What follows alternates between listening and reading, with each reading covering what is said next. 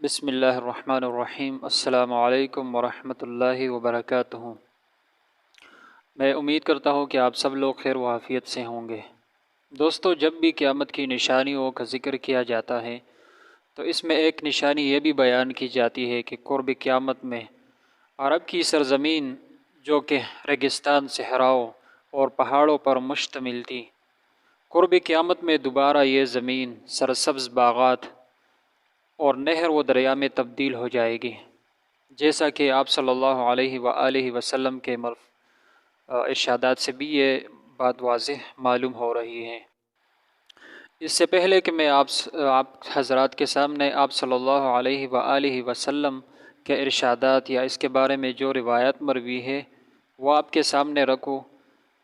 اس سے پہلے میں آپ کے سامنے کچھ رپورٹ سامنے رکھتا ہوں تاکہ آپ لوگوں کو یہ بات معلوم ہو جائے کہ یہ نشانی کس حد تک پوری ہو چکی ہے۔ عرب کے ایک مشہور ماہر موسمیات اور اسکالر زیاد الجہنی کا کہنا ہے کہ گرمی اور خشکی کے بجائے سردی، بارش اور برف باری کی وجہ سے سعودی عرب اور خلیجی ممالک میں غیر معمولی تبدیلیاں رونما ہونے لگے گی، اور زیادہ درجہ حرارت کی وجہ سے پہاڑ پر جمنے والی برف کے پگھلنے کی وجہ سے نہریں وجود میں آئیں گی اور سرزمین عرب دوبارہ سرسبززار میں تبدیل ہو جائے گی۔ گزشتہ چند برس سے ہم دیکھ رہے ہیں کہ سعودی عرب اور دیگر خلیجی ممالک میں بارش اور برف باری کی وجہ سے وہاں غیر معمولی تبدیلیوں کے اثرات واضح نظر آتے ہیں۔ تقریباً 2008 سال سعودی عرب اور خلیجی ممالک میں تبدیلیوں کا سال تھا، جب تبوک کے مقام پر زیادہ برف باری کی وجہ سے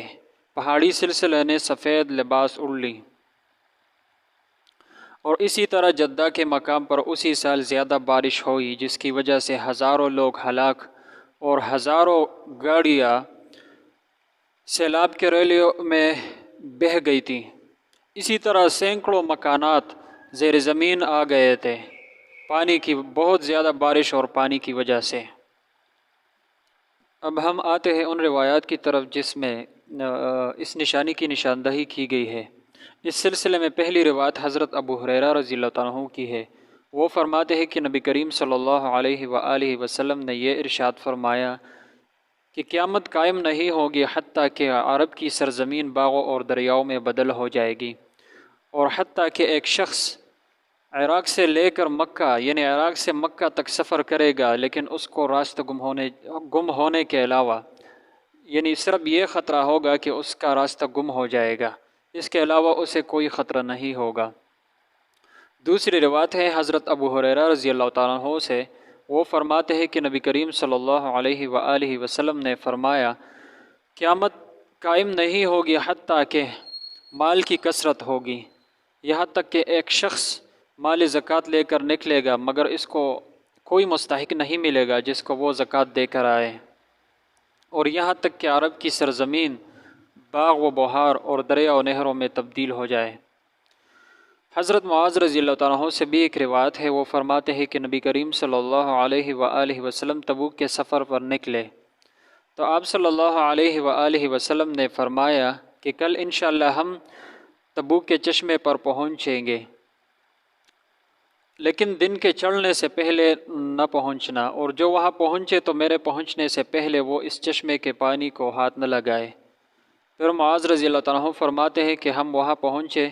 لیکن ہمارے پہنچنے سے پہلے 2 آدمی پہلے سے وہاں پہنچ چکے تھے، تو آپ صلی اللہ علیہ وآلہ اور وہ یہ بیان کرتے ہیں کہ اس چشمے کے پانی جوتے برابر قلیل مقدار میں جاری تھا۔ جب آپ صلی اللہ علیہ وآلہ وسلم آئے تو آپ صلی اللہ علیہ وآلہ وسلم نے ان دونوں آدمیوں سے پوچھا کیا تم نے اس پانی کو چھوا ہے؟ تو انہوں نے کہا جی ہاں یا رسول اللہ صلی اللہ علیہ وآلہ وسلم۔ تو آپ صلی اللہ علیہ وآلہ وسلم نے ان کی ڈانڈ پٹ کی۔ پھر جو وہاں پر لوگ تھے وہ شروع ہو گئے تھے اور اپنے چلو کے ذریعے اس پانی کو ایک برتن میں ڈالا۔ آپ صلی اللہ علیہ وآلہ وسلم آئے اور اس میں اپنا ہاتھ اور چہرہ دھو کر وہ پانی دوبارہ اس چشمے میں ڈالا۔ اس برکت کی وجہ سے پانی کا مقدار کافی بڑھ گیا اور چشمہ وافر مقدار میں پانی پھوٹنے لگا۔ اس کے بعد سارے لوگ، سارے مسلمان وہاں جتنے بھی موجود تھے وہ سارے سیراب ہوئے، اور آپ صلی اللہ علیہ وآلہ وسلم نے پھر فرمایا، اے معاذ، اگر زندگی نے تیری وفا کی تو تو دیکھے گا کہ اس جگہ، یعنی یہ جگہ باغ و بہار، دریا و نہروں میں تبدیل ہو جائے گی۔ تو جیسا کہ میں نے پہلے آپ سے کہا کہ یہ بھی قیامت کی ایک نشانی ہے۔ آپ صلی اللہ علیہ وآلہ وسلم کے قول کے مطابق قیامت کی ایک نشانی یہ بھی ہے کہ عرب کے ریگستان، صحرا اور پہاڑ پر دوبارہ سبزہ چھا جائے گا۔ یہاں تک کہ کچھ ماہرین جغرافیہ کا کہنا یہ بھی ہے کہ ماضی میں سرزمین عرب سرسبز تھی،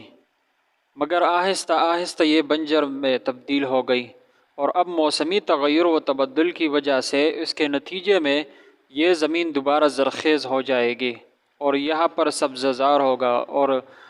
بکثرت نہریں پائی جائے گی، دریا ہوں گے، یہ ساری چیزیں ہوں گے، اور اس کا فائدہ یہ ہوگا ان لوگوں کے لیے کہ وہاں پر کاشتکاری کی بھی کے بڑھنے کی بھی امید کی جا رہی ہے، کیونکہ عرب تو پہلے سے ہی کھجور کی تجارت کر رہے تھے، کھجور کی کاشتکاری کر رہے تھے۔ اب